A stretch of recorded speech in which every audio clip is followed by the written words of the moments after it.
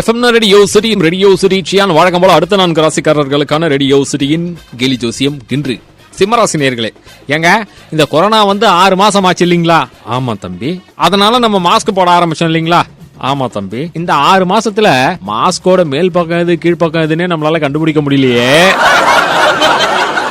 மருந்து கண்டுபிடிப்பாங்கன்றீங்க. அப்படி நீங்க கேட்கும் போதே சந்திராஷ்டமங்க, இப்படி எல்லாம் பேசாதீங்க, சண்டைக்கு வருவாங்க அப்படின்னு உங்களை எல்லாரும் அலர்ட் பண்ணுவாங்களாம் சார். அடுத்ததாக வரும் நம்ம கன்னிராசி நேயர்களே. கடன் வாங்கினவன் மட்டும் இல்ல சார், வீட்டுல குழந்தை வச்சுக்கிறவனும் நைட்ல தூங்குறது இல்ல. வெரிஃபைடு.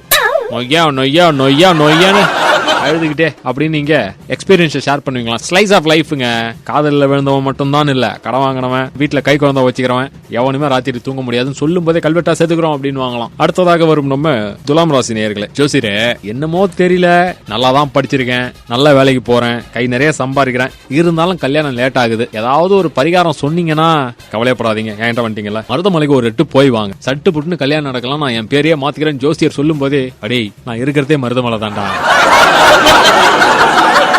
எங்க இருந்தா வரீங்க அப்படின்னு நீங்க கோவத்தின் உச்சிக்கே போயிடுவீங்களாம். பார்த்து இறங்கி வாங்க, சரியா?